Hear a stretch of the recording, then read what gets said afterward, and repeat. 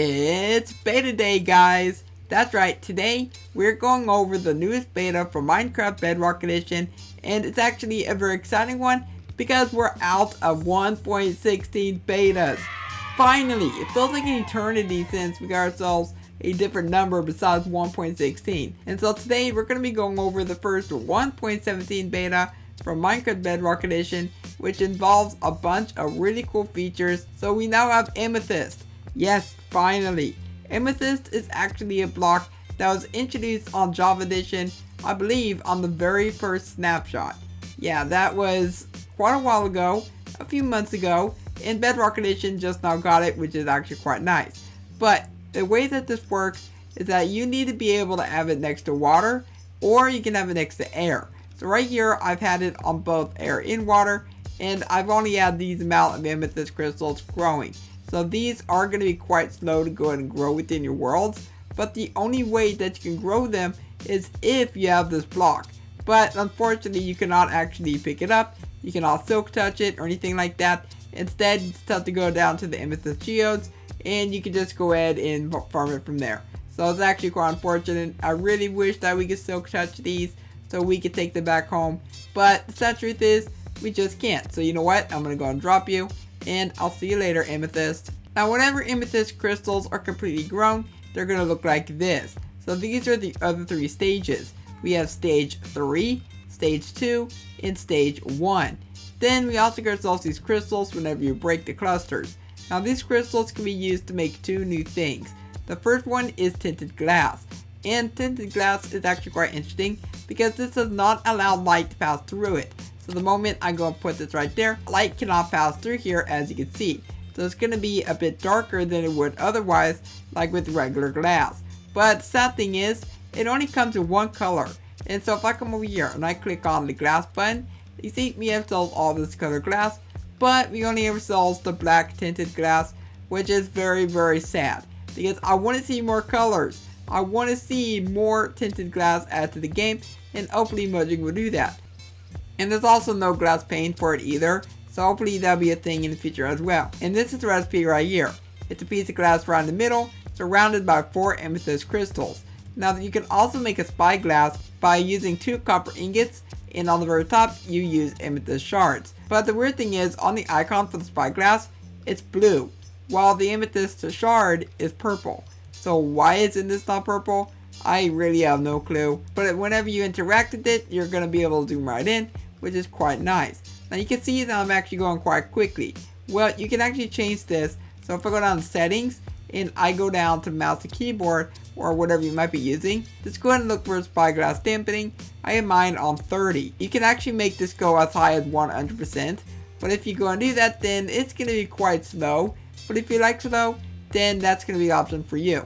But I'm going to go ahead and change it back over to 30. Now on the Bedrock Edition, I think that this is going to be a very important item. I mean, this is basically optified zoom, but for Bedrock Edition. Finally, I am so happy we have something like that. It's going to make things so great. Now next up, we have ourselves 3 other blocks. We have calcite, tough, and smooth basalt. Now smooth basalt is going to be found way down inside the Amethyst Geodes. So it'll be surrounding that. I believe it's like the 3rd outermost layer. And then we also have the 2nd outermost layer of the geodes, which is calcite. And for the tough will generate basically anywhere inside the world that's below Y16. So keep that in mind. There's also another way that you can get smooth basalt. So you can use basalt, put that inside of a furnace, and then you get smooth basalt as the outcome. And it's that easy. But the other thing is, they also introduced the block of raw copper, the block of raw iron, and the block of raw gold, but it's actually using the previous texture for the ore blocks. Now you can also get 3 new items. You have the raw copper, raw gold, and raw iron, and whenever you mine up one of these 6 ores, then you'll get one of these as the outcome. So if you mine iron, you get iron, gold, gold, copper, copper. So you no longer get the block, instead you'll get yourself one of these new items, and then you can go smelt those up into some ingots. And the best part is, it's even affected by fortune, so you can get a lot more. But with that being said, that is basically it for everything that we have around this area. And there's one very interesting feature that was on the changelog but unfortunately I cannot show you because we don't have the /locate_bound command. Alright, so what Mojang have done is they made it to where lush caves randomly generate inside your world, and there's no way for you to go ahead and know exactly where they're at. Now the way that you're meant to find lush caves is if you find an azalea tree, but the weird thing is azalea trees do not yet naturally generate inside your world, so the only way that you can find lush caves is if you're randomly just digging underground, and I find that absolutely frustrating. I mean, nobody wants to spend hours upon hours trying to find a lush cave within this beta right now. People just want to be able to find the trees, and they just want to be able to find the lush caves right away. And it's just really infuriating. Now there's also a few other features that they have actually taken out from the Caves and Cliffs toggle. So originally there were a bunch of features that were left behind this toggle. So now you'll be able to find those within your regular Minecraft without enabling experimental gameplay, which is absolutely great.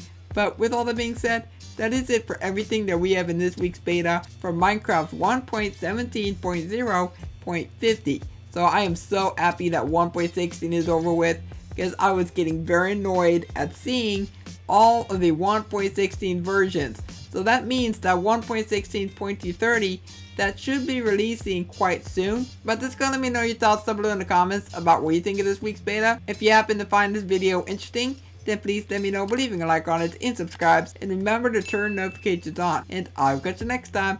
Goodbye.